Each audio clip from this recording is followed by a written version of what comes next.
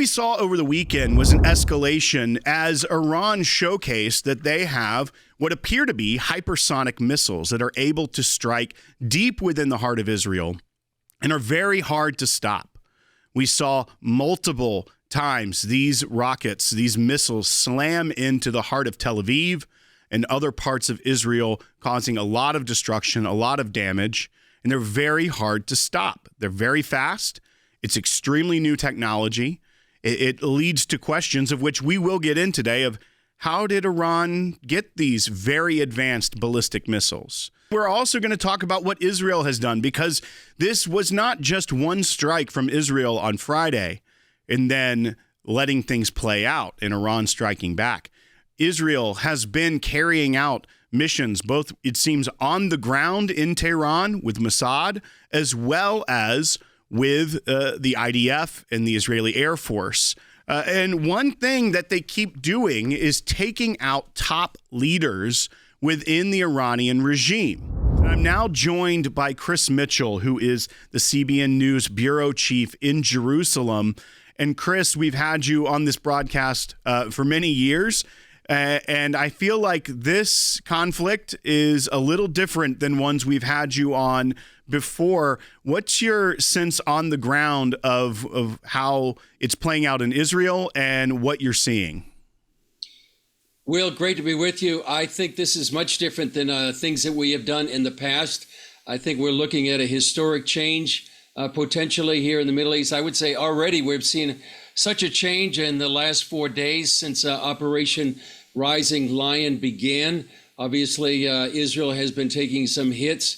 Yesterday, I was in Bat Yam. That's where one of the Iranian missiles has hit, destroyed an apartment building. Tragically, 9 people died in that, three children, about 200 injured, about 75 buildings that were damaged to some extent. But what began when last Friday morning really is, I would say, a sea change in the Middle East history, with the potential that we may see a regime change in Iran because of what Israel has been doing to not only take out much of the nuclear infrastructure, air defenses, ballistic missiles, but also targeting much of the headquarters of some of the IRGC, the Iranian army, and eliminating just an amazing amount of senior leaderships in Iran. It's very reminiscent of what happened with Nazan Hezbollah with Hezbollah, but even on a grander scale. So we're in historic times right now, and some would say even biblical times. What is it like on the ground in Israel over these last few days? The Israeli people are resilient. They are strong. They are used to rockets all the time incoming, but this is a little different than previous conflicts with the Iranian proxies, as now it is Iran itself firing ballistic missiles. Thanks, William, and thanks to you, everyone at ACLJ, my colleagues, and also many of our viewers and listeners and our supporters for prayers and for help. What it's like to be here, it's exhausting. It's hard to get a night's sleep. There's no way to get a night's sleep because there are waves of sirens that go off. The way it works here, the warning system is fantastic. So there are multiple apps. There's a Homefront Security app, a Homefront Command app, rather. There's a Red Alert app. And by the way, those are probably available everywhere in the world. I know that I will get those updates even when I'm out of this country. And they tell you that you should be within, let's say, 90 seconds of a shelter in Jerusalem. They'll give you that warning in advance. Yeah, there's an example of showing targeted areas.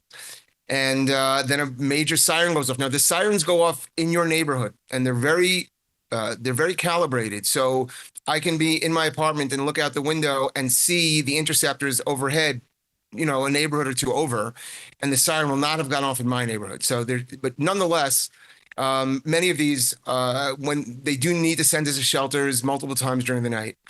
So that's what's been happening here. Otherwise, and let's also not forget, Israel is still prosecuting a war in Gaza. Israel is still trying to get back its 50 hostages and defang the murderous terrorists who still have control of Gaza. So it's not as though Israel's not fighting on multiple fronts.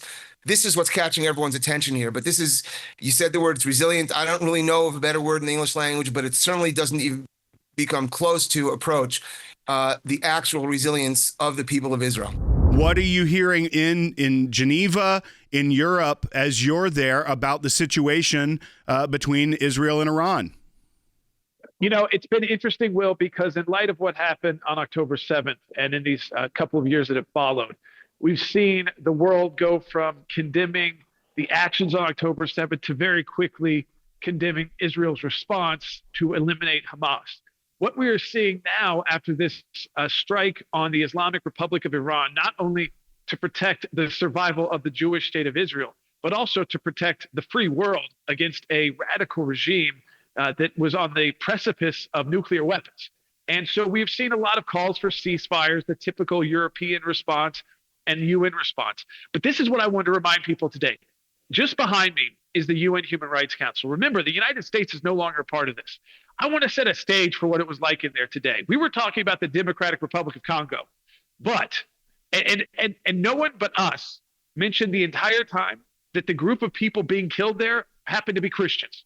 We were the only group out of all the countries. The second to last country that spoke before I did was the Islamic Republic of Iran.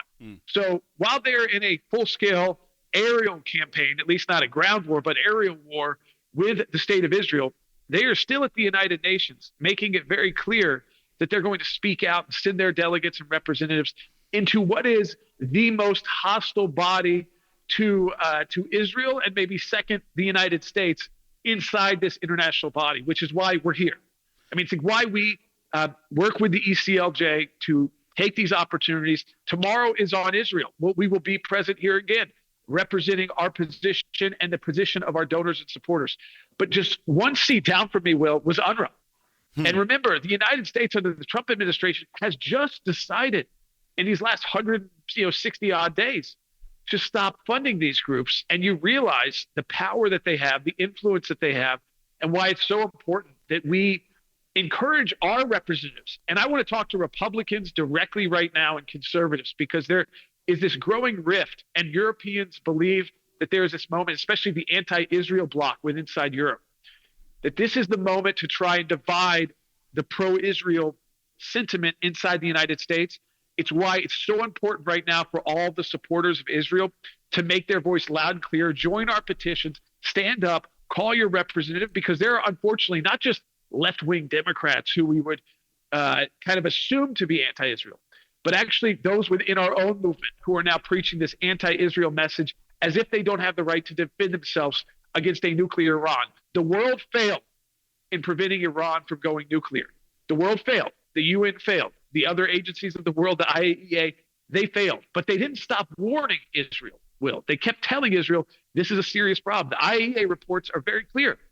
And so Israel has decided to act. Let's make sure we're standing with Israel. And a great example of that is that Iron Dome system. Now, unfortunately, some of those missiles, as you mentioned, those hypersonic missiles, it looks like, were able to get through that system. But for the majority of the attacks, remember, Israel has air superiority dominance over Iran right now. And fortunately, because of a U.S. military system jointly manufactured with Israel and deployed in Israel, most Israelis will be safe when the bombing and the missiles begin again today.